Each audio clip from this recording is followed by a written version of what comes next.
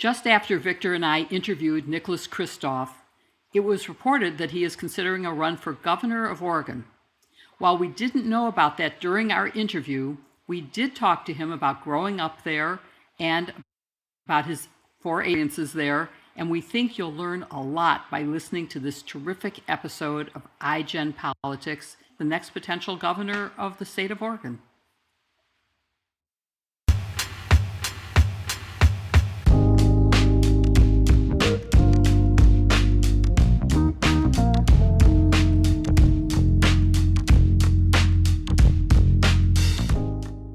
Welcome back to iGen Politics. This is a podcast that makes politics engaging and relevant for all generations. This is Victor Shi, a rising sophomore at UCLA, the youngest elected delegate for Joe Biden, and one of your co-hosts on this podcast. And I'm Jill Wine-Banks, the former Watergate Special Prosecutor, Assistant Watergate Special Prosecutor, and the author of The Watergate Girl. I'm also the one who wears Jill's pin, and today's pin is in honor of Kristof, and it is a globe because he has done so much for global education, for all sorts of things, and is a world traveler, so it seemed like an appropriate wear in his honor. Our world faces unprecedented global challenges, human rights abuses and atrocities against the Uyghurs in East Asia, denial of basic freedoms and violence against those supporting democracy in Myanmar, drought and starvation in Darfur, camps on the borders of war-torn countries. But wherever the crisis, you can learn about the issues and the human toll from today's guest, Nicholas Kristof. And I'd add to that list of dangers that we're facing, the danger to democracy in America today. Nick Kristof has been a columnist for the New York Times since 2001, offering his readers a compassionate, first-hand view into global poverty, gender inequity, and lack of healthcare access. In his role as a columnist, he has been described as the moral conscience of international journalism. Nick started his career at the New York Times as an economic reporter, then a foreign correspondent, and he has covered the 2000 George W. Bush campaign. He and his wife, Sheryl WuDunn, won a Pulitzer Prize for their coverage of Tiananmen Square, and then he went on to win a second Pulitzer for his commentary on genocide in Darfur. Nick has received so many humanitarian and other awards, including the Anne Frank Award, the Dayton Literary Peace Award, and the Overseas Press Award. And he has co-authored books with his wife. He wrote Thunder from the East, A Path Appears, Half the Sky, and Tightrope, Americans Reaching for Hope. We'll be talking about all of those books with Nick today. But there's more that you need to know about Nick before we talk to him and to fully appreciate him.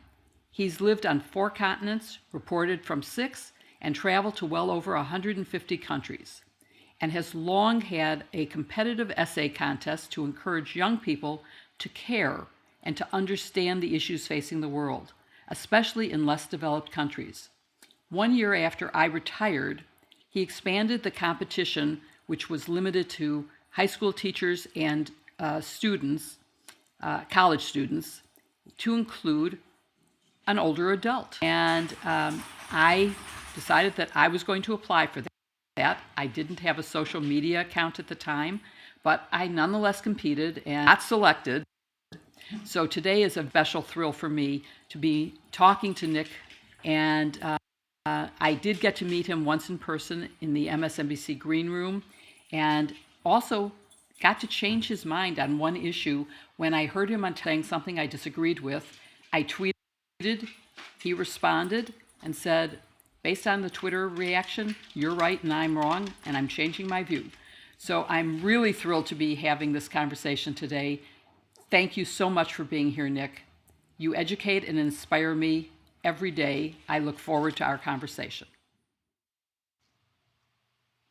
I'm thrilled to be with you. Awesome. So I was so surprised when reading your biography to learn that you were born in Chicago and then grew up on a farm in Oregon, showed sheep as your Future Farmers of America project before attending Harvard for your undergrad degree, Oxford for your law degree as a Rhodes Scholar, and then traveling and studying Arabic in Cairo and Chinese in Taipei. With those credentials, you could well have done anything you wanted. I'm wondering what made you interested in pursuing a career in journalism and writing. Yeah, it's not the most typical path toward journalism, is it? It really began in the eighth grade in my hometown of Yamhill, Oregon, when there was a organizational meeting to start a school paper in the grade school. And I didn't have any particular interest in journalism, but a bunch of students did show up. They liked the idea of there being a school paper. None of them wanted the burden of editing it. And so they chose me as editor in absentia. And I loved it. I really enjoyed it. And then it was, kind of central to my high school experience, to my college experience. I couldn't believe that people were actually willing to pay me to talk to interesting people. And I was I studied law. I was in some danger of becoming a lawyer, but journalism, the pull of journalism was really too great. Mhm. I mean, so you joined the New York Times in, I believe, 1984, initially covering economics. After that, you served as business correspondent based in LA. How did you happen to start covering economics and business first? Um, it was really, the blunt truth is that the business editor of the New York Times then was willing to hire a young, unproven journalist. And was looking for a good journalism job. And we just really hit it off. And so he was willing to hire me to cover international economics, although I didn't really know all that much about international economics. And I remember, my first week, I was covering something and asked a colleague, so what's the difference between an investment bank and a commercial bank? And, you know, everybody rolled their eyes. But I had on the job training, so to speak. Definitely. And then following that, you transitioned to being a bureau chief in three countries, spending much of your time in Beijing, where my parents are originally from, and then other parts of Asia, including Tokyo and Hong Kong. You were still relatively young then, in your late 30s, early 30s, late 20s. Was it daunting to be in countries so far away from home and so different from where you grew up in? That was really a reflection of the fact that at that time, Asia didn't matter so much to America. And the important job for the New York Times was then London bureau chief and, maybe Paris bureau chief.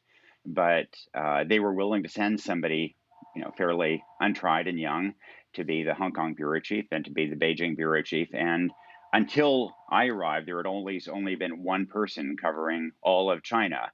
And then my wife and colleague Sheryl WuDunn was made a fellow correspondent, and so then the two of us covered more than a billion people at that point, and that was seen as something of uh, you know a generous investment in covering the world's most populous country. When in fact, of course, today it seems absurd that one couple should be covering all of China. Yeah, we want to ask more about your time in Asia, but one last thing. How did you then transition to become a columnist for the New York Times? So I had always dreamed of being a columnist. I grew up with reading people like Anthony Lewis, and so I was in danger of becoming an editor. In fact, I had become an editor. I was the editor of the Sunday New York Times, and but I had written the publisher to express interest in being a columnist. But really, at that point, the only thing I was qualified to cover was international affairs, and we had an international affairs columnist, Tom Friedman, and so it wasn't quite clear how this might happen. And then 9/11 happened, and all of a sudden there was a great interest in the world and international affairs. I had studied Arabic. And so the Times decided that they could use a second person covering the world and covering, in particular, some of the Afghanistan, Pakistan, later Iraq, and so on. And so I, in some sense, was a beneficiary of that, of that terrible period. So my heart skipped a beat when you mentioned Anthony Lewis, because he is one of the reasons I went to law school. Is And that right? reading his book Gideon's Trumpet, college course, was part of my inspiration, because I remember reading that he had gone to Harvard Law School without realizing that he went on a Nieman Fellowship after winning a Pulitzer. But I thought, well, if that helped him get a good job in journalism, my undergraduate degree was journalism, it'll. So I was foolish, but I'm so glad you mentioned him. And well, and yeah, and that book that you mentioned, Gideon's Trumpet, it was written in the 1960s, but it's still just an extraordinary look at how the Supreme Court can really change elemental principles of justice in ways that make this a fairer and better country. Absolutely. It's as are many of the books that we're going to talk about with you today that you and Sheryl have written. But let's go back first to Asia.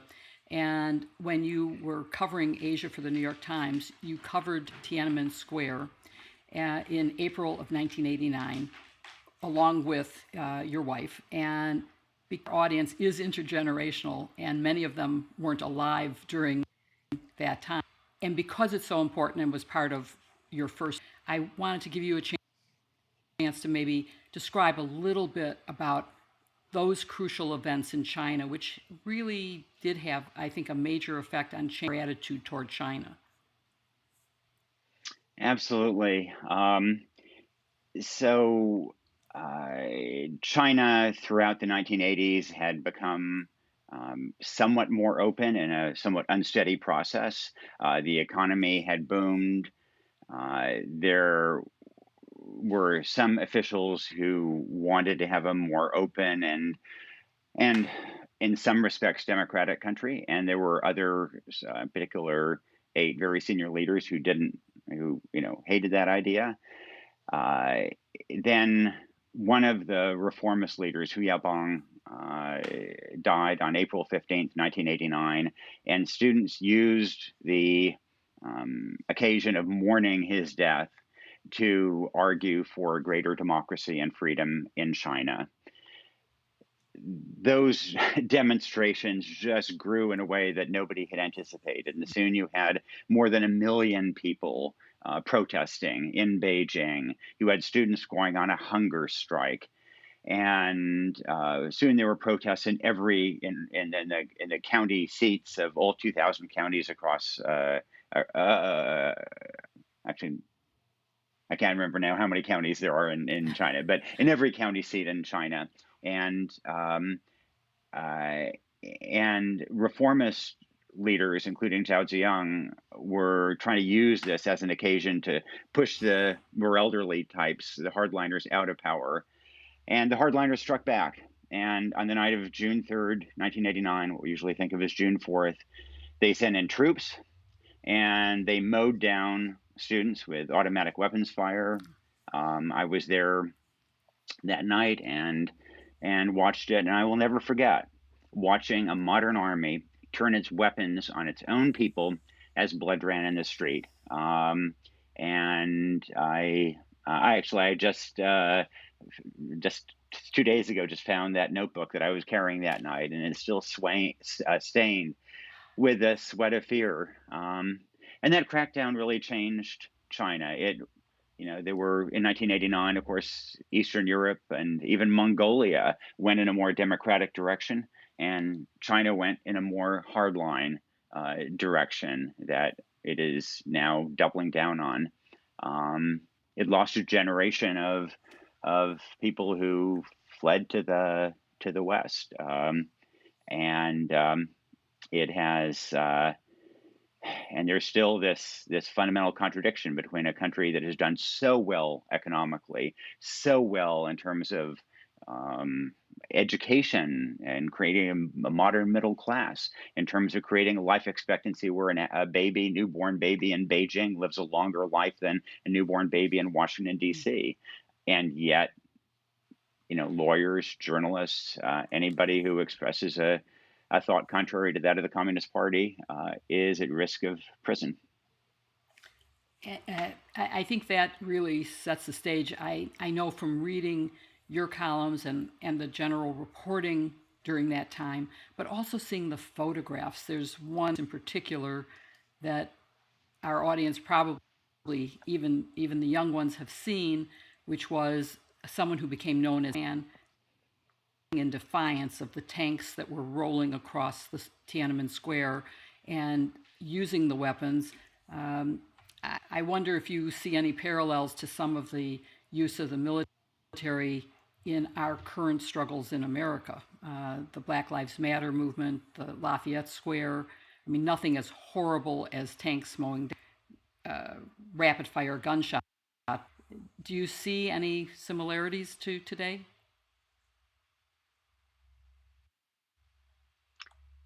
I mean, I think the parallel was that you had a political leadership that was ready to use a armed force meant to fight off foreign militaries against its own people.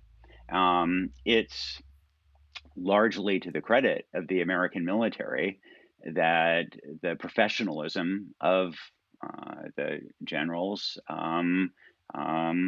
withstood that challenge, and they quite strongly resisted the idea of being engaged. And there were, there was that famous scene where they did escort the president and clear protesters, but that was the exception.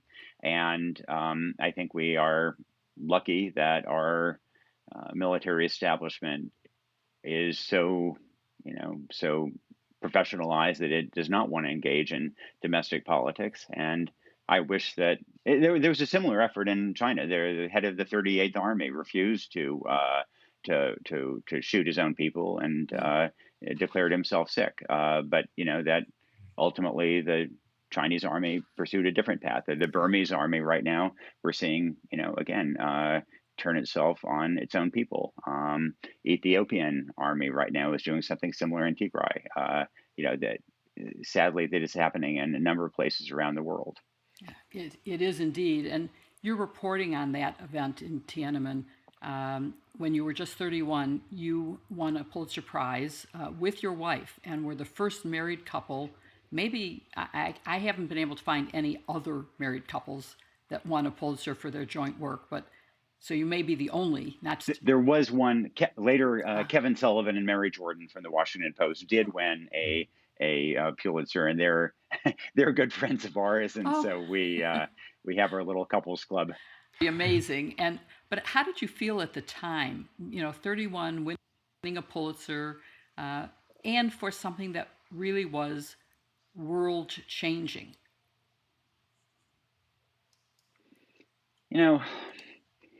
Jill, I mean, it was the really hard thing was that we were being celebrated and reaping so much benefit, and we had, I had seen these kids killed, and I had friends who were in hiding. I had friends who were in prison, friends whose lives had been completely destroyed, and one of the things that we don't often talk about in journalism, but especially in covering international events, is that we rely greatly on fixers, helpers, people who know the country well. And they take all the risks. They get none of the credit. And when things go wrong, they're the ones who end up in prison. And having that blue passport isn't perfect protection, but it certainly helps. And I thought a lot about people who there was one, for example, there was one young man at Tsinghua University who had helped us he'd helped us enter Tsinghua University to report on the democracy movement there. Then he was under investigation afterward for having helped us. He reported on the investigation, how the process went, to us secretly, of course. He ended up being in prison. He escaped from prison, and he came to Beijing to ask us for help to flee China. And, Cheryl and I just agonized over what to do, because he was a 19-year-old kid who had gotten in trouble because he tried to help us and our readers. And if we didn't help him, at some point the authorities were going to catch up with him. And yet, the pretty basic rule of journalism is you don't help escaped felons flee the country. We couldn't consult with our editors because, of course, they would say, no, you can't help an escaped prisoner. And yet we felt we could not help him. And in the end, we very gingerly, very carefully, with as few fingerprints as possible, we did help him. And he was able to get to Hong Kong on Christmas Day, when the border was less well guarded. He called me up. I flew to Hong Kong the next day, and we then helped him get to the U.S. And there are few things I have done that are so unprofessional as a journalist, but I'm deeply proud of having done that. As well you should be. I want to also talk about your love of travel. And like you, I am absolutely an avid traveler, both for business and for pleasure. And I found, and I'm wondering if this is true for you, that every country I've done business in, even though it may have had the same goal, is done very differently because of the culture and the language. And that learning the culture of the country is essential to being able to do business there, and I'm assuming also to write about the country and to cover it accurately. Is that your experience? I think that is generally true. I mean, I would, I would argue that a Chinese speaker like myself is much, better placed to cover China than somebody who hasn't, isn't enmeshed in the history, the culture, the language. But I must say that there also have been some foreign correspondents who have done remarkably sophisticated work without the language experience. Some ambassadors have been very good without language, although on balance, they certainly do better when they have had that exposure to language, culture, history. I also think, Jill, that there's something of a bias in the way we cover countries, and it's related to the language and culture issue. And it's that in general, we tend to go to the capital, and we tend to speak to important men over 60 who were college educated and speak English. And, that is such a tiny sliver of a population. And I think we don't get out in the countryside enough. I don't think we speak enough to women, to young people, to just, imagine if a foreign correspondent tried to come to America and cover America by just going to Washington, D.C. and talking to some elderly politicians. I think that's often the way we tend to cover the rest of the world. You seem to have a real passion for the international and for travel. Did that begin when you were very young, and what motivated it? My dad was a refugee from Eastern Europe, and was nearly executed in the former Yugoslavia, if not for the help, actually, probably of a French diplomat who inquired about him and simply didn't even ask that he be spared, but simply the inquiry probably was enough to spare his life. And so, and my dad grew up in sort of what is now southern Mm, Ukraine, but in a Armenian family that was polonized. And if you asked my dad where he was from, he would say Romania because it was Romania between the wars. And if you asked his uncle, he'd say, "Oh, I'm from Poland," because they spoke Polish at home. And if you asked my aunt, she'd say, "Oh, Armenian." And when my uncle called up, my dad would speak to him in Polish. My aunt called up, he would speak to her in yeah. Romanian. It was a very muddled family that just underscored how international and cosmopolitan the world is, and I think did make a farm boy from rural Oregon engaged in the world. Although Victor and I would like to think of you as a Chicagoan because we're from Chicago. So we're going to make you a my native of my dad, Chicago. yeah, yeah. You were My dad born there, was so my. it counts. That's And, exactly right. He was studying at the University of Chicago at the time, and so I arrived at Lying-in Hospital ah, in the Mhm. South Side. and now you visited over 150 countries, according to everything I've read. And I'm just wondering, is there any that you would either like to revisit or any countries that you haven't been to that you long to go to? Oh, I mean, there's so many I'd love to go back to. Some of the, I mean, I'm really fascinated by some of these great, grand, not just countries, but civilizations. I mean, Mm, India, China, in particular. In terms of countries that I'd love to get to, Papua New Guinea is very oh, high on my list, and I've repeatedly tried and never managed to quite get there. I've been to all of the countries in mainland Africa, but there are a few islands that I have yet to visit, and I'd love to have gone to every African country, which means I have to hit.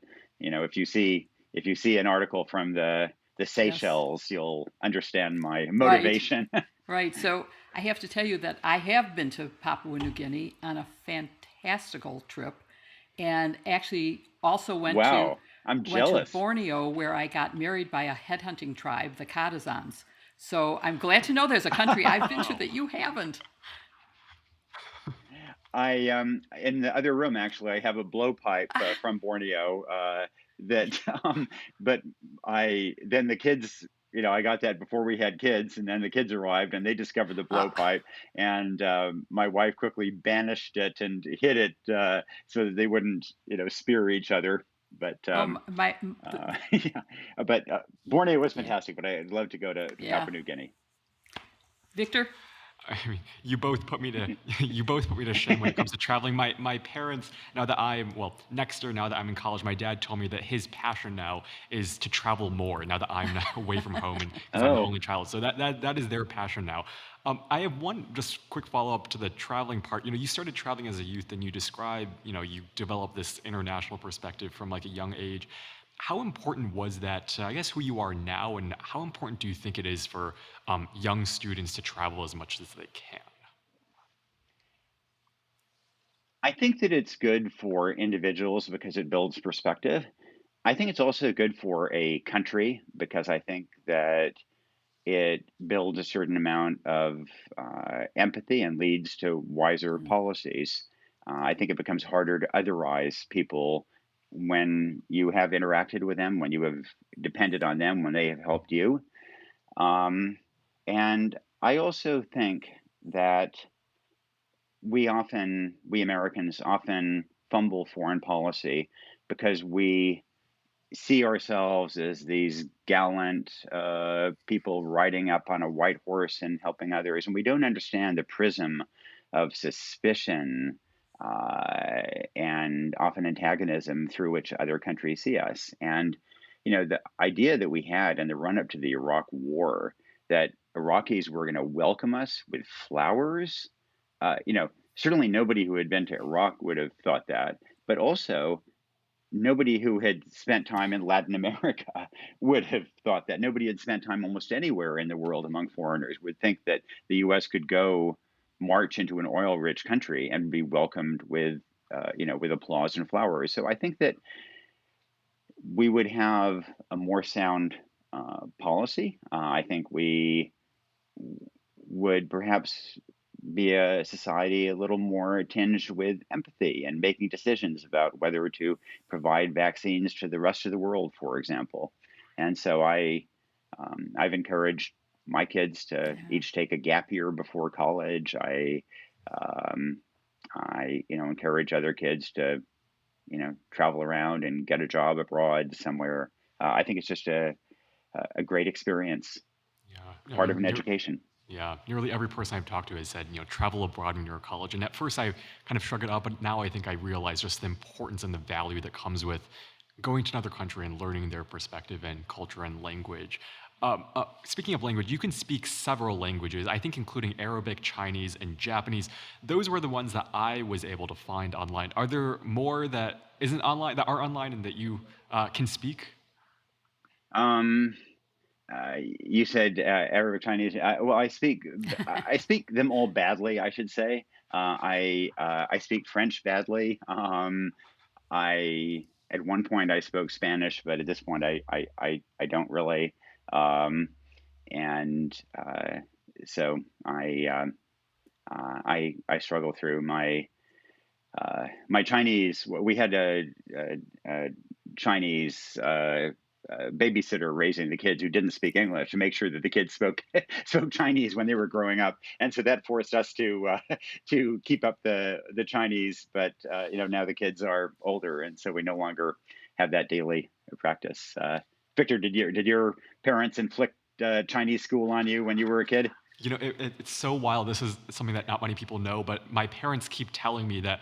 So when I grew up, my parents would speak to me in Chinese, and other people would speak to me in English. And so when I grew up, I used to speak in both Chinese and English. Like I would like mix the two as I grew up, and so it was like weird how like the brain works with like processing language. But yeah, they did inflict a lot of Chinese school, Chinese language on me. So I still maintain my Chinese speaking language. Um, I was talking to one of my close friends who also knows how to speak many languages, and I asked her why she chooses to learn them, and she told me because she sees it as like a gesture of respect to other cultures. And do you feel like the same way about learning languages? And I guess like how helpful is it to like understanding another culture, another country that you do visit? I I think that it is very helpful to, um, if you want to get off the beaten path and get beyond those, sort of educated English speakers in the capital, and to have casual relationships with people, I think is really important to building those ties. And in fact, when I when I test somebody's ability with a foreign language, I have a 3-part test that somebody who has studied in a classroom uh, may not. They may be able to read very elegantly in a foreign language, but the one of my questions is, how do you say doorknob in another language, and an electrical outlet and a clothes hanger. And you can know a language quite well and maybe not know those words, but if you lived in a country, then you probably do know how to say, um, manba for doorknob in Chinese, for example, because it's something that comes up. Or you're asking somebody about the cha zuo, the electrical outlet, and so it's a um, so I do think that languages are important as a show of respect, but also often the only way you really can interact with people who are a little less educated and a little more typical of people living in a country. Totally agree with that. And it's also essential just if you're a traveler. If you just want to see a country, you have to know. There are obviously certain things like where is the bathroom? That's probably the most important thing you'll ever need to ask.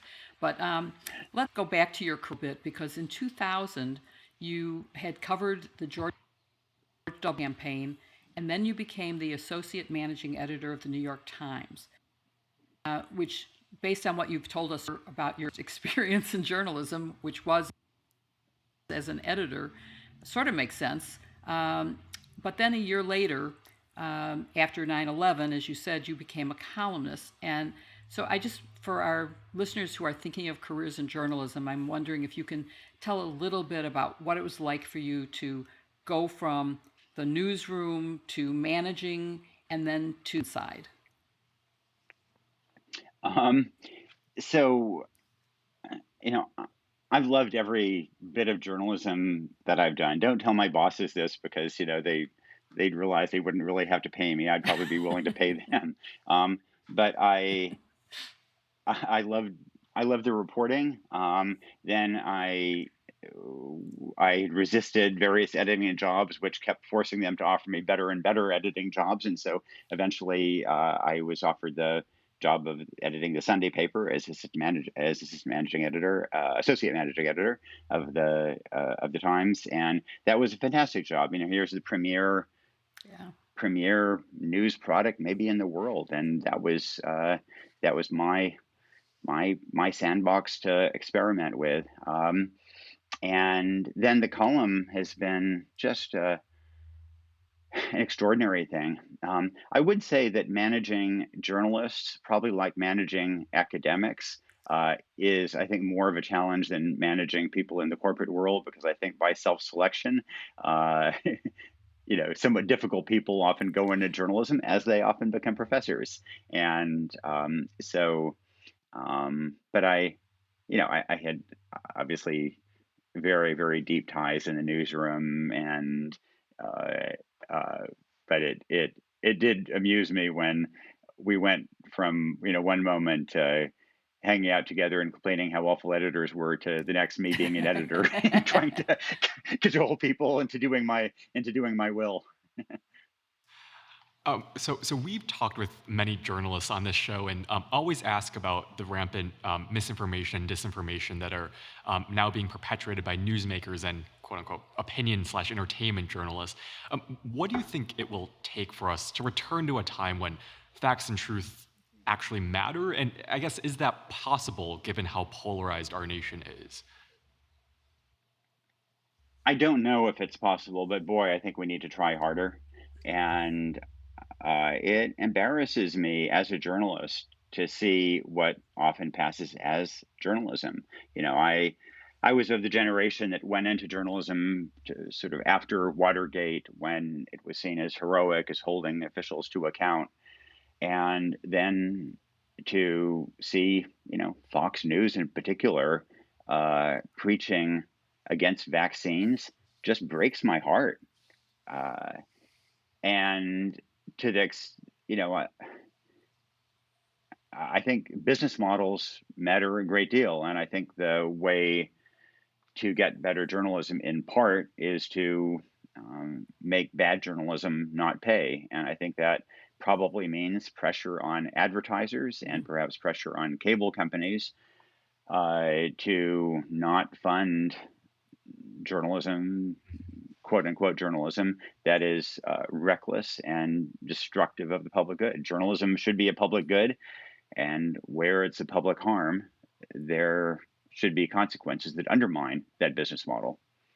And I think that's also a great message to send to aspiring journalists, that the quality of journalism is important for this work. I just want to focus a little bit more on your columns, which are related to human rights, education rights, healthcare, poverty, gender inequality. I'm an avid reader, and I'm wondering how you develop that focus on those issues, and whether that maybe is in part because of your travel abroad. Yeah, I mean, there's no question that it wasn't something that grew on me intellectually. It was a matter of, in China, having friends who were imprisoned and tortured, and seeing their courage. I had a friend, Ren Wanding, who wrote a long treatise about human rights on toilet paper with a nib of a discarded pen, because that was the only tools he had.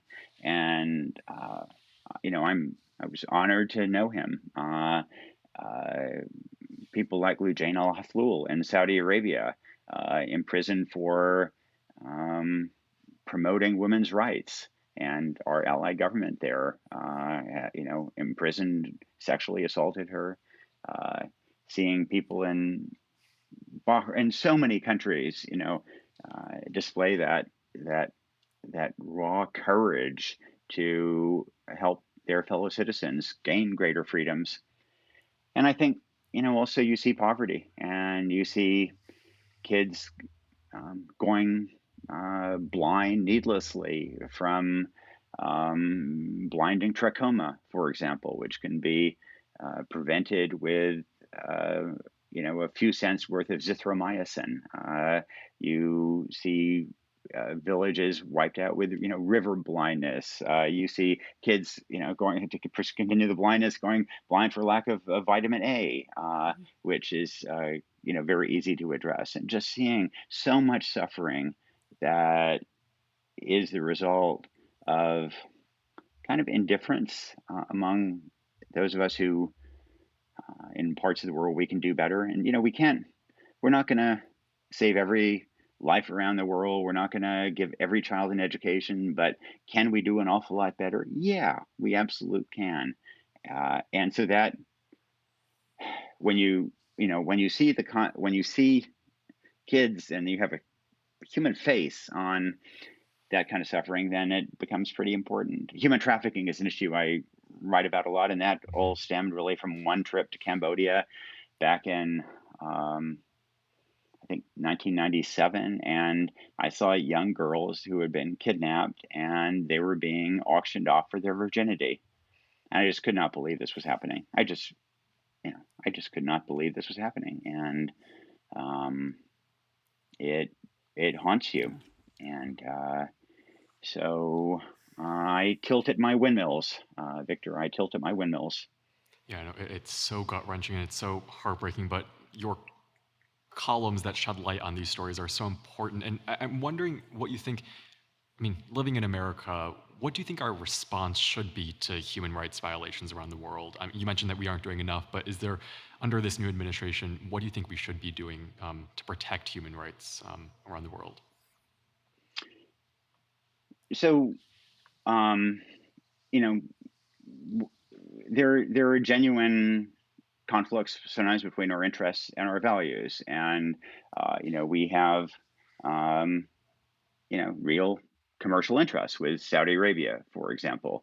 But I don't think that those should curtail us from speaking very bluntly to Saudi Arabia and the de facto Saudi leader right now, MBS. He became the de facto leader basically because the Trump administration allied itself with him. If he becomes king after his father dies, the world will be stuck with him for the next 50 years. And so I think that we should be doing more to delegitimize him and to reduce the prospect that he becomes king. And that's a case where I think that's not only our values speaking, but our interests as well. In general, look, in most cases, we're not going to go invading foreign countries. There may be some cases where perhaps it is necessary to prevent a genocide. I think Rwanda in 1994 is a case where that should have been done. Bill Clinton said his biggest foreign policy mistake was not invading Rwanda to stop the genocide. You can argue maybe in Darfur that we should have engaged militarily to some degree to support the rebels. But, in general, it's not going to be something we do militarily. It's going to be something we do with the power of the pulpit and by shining a light on problems, using our intelligence community not just to spy on the Russians and the Chinese, but also to gather intelligence and evidence that raises the costs of barbaric behavior and makes it public. And so I think we can do more. The Biden administration and Tony Blinken, Jake Sullivan, I think they care a lot about these issues. I think that Saudi Arabia is really the area where they have pursued a friendlier relationship with the kingdom than than Biden had suggested we would during the campaign, and friendlier than I think makes sense right now. There are so many great columns that you've written, and I'm going to try to get to some of them, but I'm going to skip around because I don't want to run out of time before we get to all of them. But I mean, there's, of course, Darfur, where you had, I think, a major impact in changing perceptions and helping, and but also with the Uyghurs in China, and you've written a lot about Israel and Palestine. But I want to follow up first on one of your columns that was called "How Can You Hate Me When You Don't Even Know Me?" Because to me that relates in a way to a question Victor asked you, which is how can we get back to facts and truth, and how can we persuade people who have very different views than we do. And so you might be helpful in saying, how do you have that conversation with Trump supporters who quote no facts in support of their mistaken views? You want to talk about either that particular column or just your views in general? Sure. This comes up a lot because, as Jill and Victor, I'm from this farm town in Yamhill, Oregon, where most people do support Trump, and I have these very good friends who I care a lot about who are still Trump supporters, who think that the election was stolen, who just have who doubt COVID, who are suspicious of the vaccine, and I want to change their minds because not both because it's the right thing to do, but also because I worry about them if they don't get vaccinated. And there's a fair amount of social science literature, mostly from social psychology, about how we change people's minds. And I think the big warning that comes out of that is not to make people defensive, and that when you go into somebody who disagrees with you and you wag your finger and you lay out your 18-point rebuttal, then that tends not to be persuasive and tends not to change minds. What tends to work best, somewhat surprisingly, is to listen and sometimes to ask sort of leading questions that make people uh,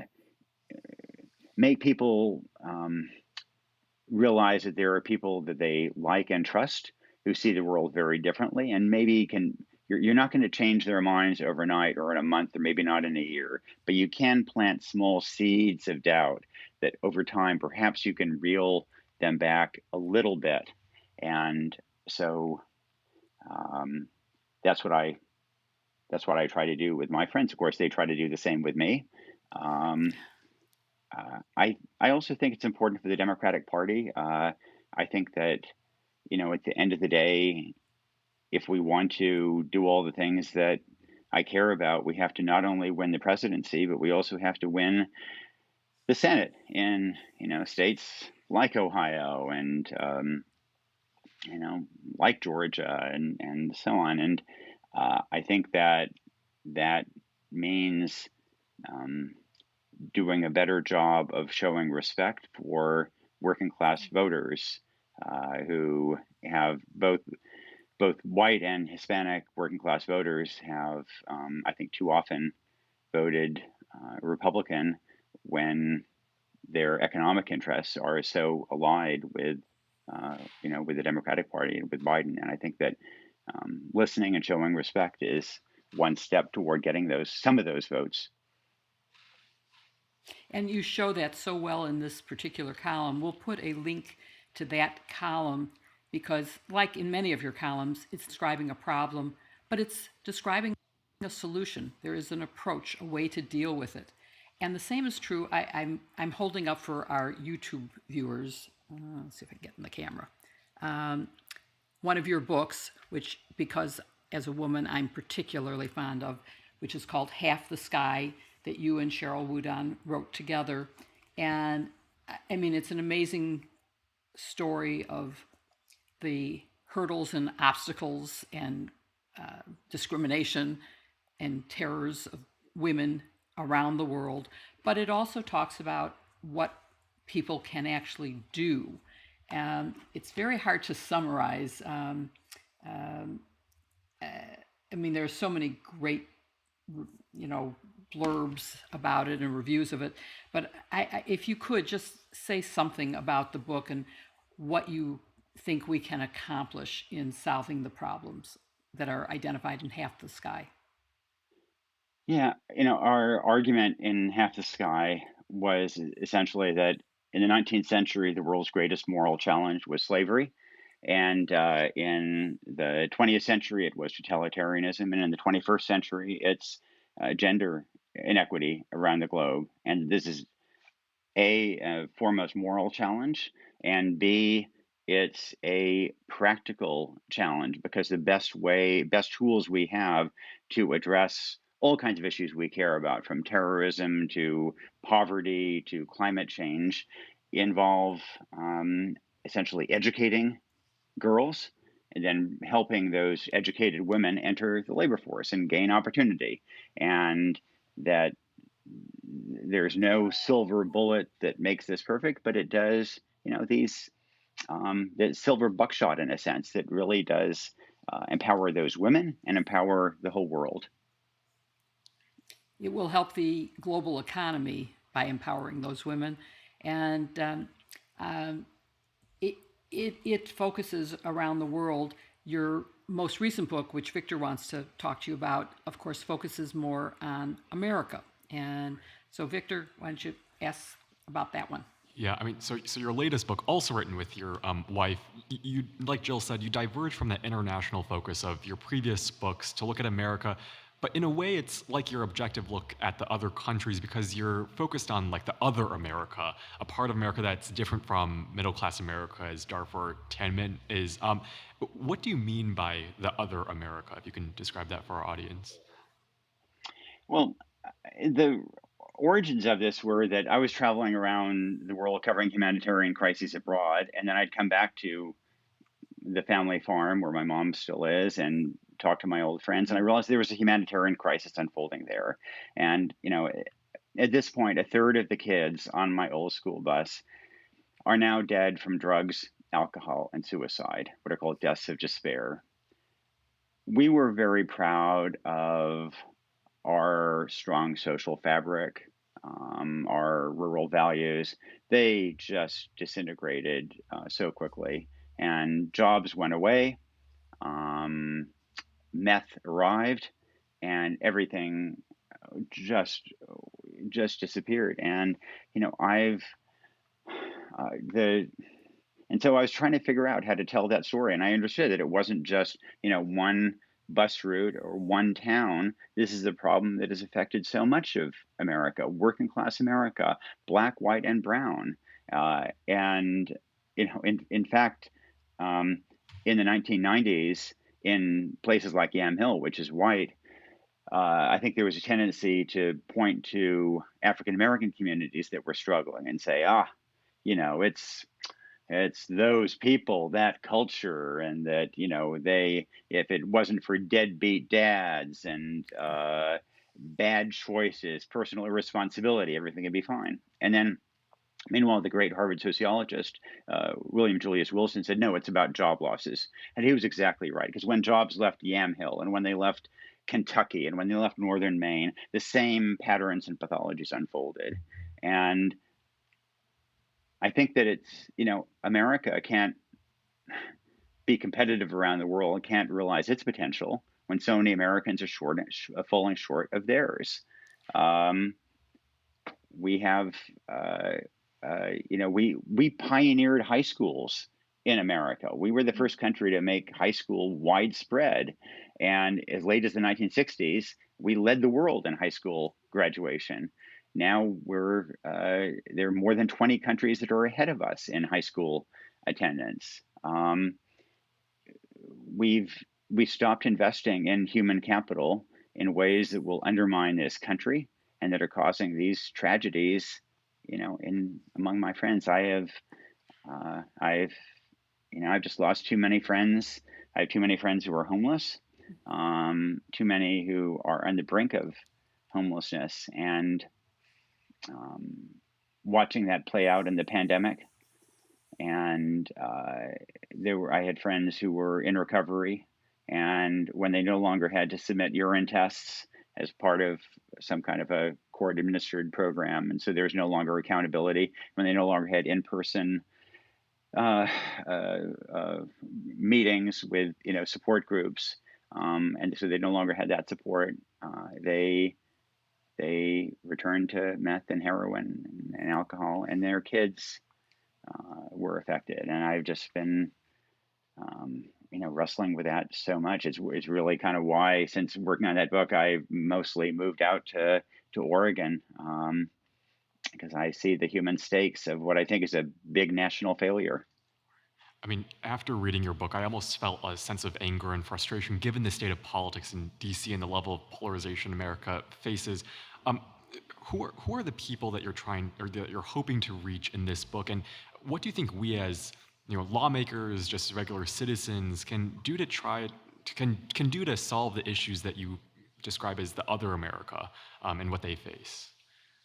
So, I think that there is a fundamental misperception that the problems in, whether it's rural Oregon, rural Ohio, Kentucky, whatever, that they're because of globalization, because of automation, mechanization, and they're not. I mean, look, Germany Canada, all these countries go through similar economic processes, and they don't have 91,000 people dying a year of overdoses. They don't have these kind of human casualties. They don't have these deaths of despair. They didn't have life expectancy dropping the way we did in the U.S. These problems are a fundamental consequence of bad choices that America made, lack of investment in kids in particular. It's hard to help a struggling 30-year-old or 40-year-old. It's a lot easier to help a 3-month-old or a 3-year-old. And the U.S. lags behind other countries in providing, universal high quality pre-K, for example, in ending lead poisoning, which still affects, 500,000 kids a year. And so I guess what I would love to see is more investment by the country in early childhood in particular. And, President Biden has proposed and just a historic expansion of, well, he does it in the form of refundable tax credits, child tax credits, which would amount to a child allowance, which would reduce child poverty by almost half. It is the most important child program in American history, and but right now it's only 1 year, so that would be one starting point. And I guess the other is I think we need to change our narrative, and that for 50 years we've been very focused in the U.S. on this personal responsibility narrative, and when people fail, it's because of bad choices. And there is no question that my friends and many other people make bad choices and that they at times show personal irresponsibility, and they would acknowledge that. But we as a country have made bad choices. When only 20% of Americans with substance abuse problems get treatment, even though treatment pays for itself many times over, that's that's our lack of collective social responsibility. So sure, let's have that conversation about personal responsibility, but let's also have a conversation about our collective responsibility, especially to kids who you can't say that some infant is making bad choices, and yet that infant in some cases has a life expectancy. There are 9 counties in the US that have a shorter life expectancy for a newborn infant than Bangladesh has. American infants aren't making bad choices, we are. That is such a compelling story, and as someone who has lost 2 family members to addiction, I'm so sorry, Jill. yeah, no, it's, you say if my family can't solve this problem, how can other families? We had all the resources available, and breaking addiction is really hard. The statistics are depressing. But I want to end on a much lighter note than that. So let's go back to the adventure of your life and what you would say to Victor's generation about living an adventurous, fulfilling life. Um, there's I my first trip to Congo. It started with a plane crash, and then I got chased through the jungle for 5 days by a rebel army, and then in the course of that, I got the most lethal form of malaria. And so that was more adventure crammed into 2.5 weeks than I would ever want to have. And I was lucky to have survived that. I'm lucky to have survived other things. But at the end of the day, it's not adventure for adventure's sake. It really was, at every point, a careful weighing of risks, of what might be down that road, of what story I can get if I go down that road. How important is it to get there? How sure am I that I can get back? If I go down that road and I get to the wrong checkpoint, then what will happen to my driver, my interpreter? Am I putting them at undue risk? And I, I'm proud of those stories, like Darfur, that I was able to report on. I feel lucky that I was able to get them and make those trips, round trips. And I guess for anybody thinking about journalism or certain kinds of advocacy, that there really still are chances to move the needle. And it's not that we're going to solve problems, whether they're foreign or domestic, but can we make a difference? Absolutely. And I've seen that with my work and that of colleagues, and I see that, with my dad. As I mentioned earlier, it was because of a French diplomat asking a question that I'm here right now. And it was because of the First Presbyterian Church in Portland, Oregon, that was willing to sponsor him as a refugee that I'm here. So we may not be able to help everybody. We can help some in ways that are completely transformative. Well, I know that you inspire me every day, and I know this interview is going to inspire many, many more people. I hope that they will look at our show notes, which will list your books and some of your columns. And I hope you'll come back and talk to us more so we can cover all those columns that we wanted to ask about but didn't have time to do. Thank you so much for being with us I today. look forward to that. Thank you. Thank you so much, Nick. Thanks so much, both of you. Take care, Victor and Jill. Thanks.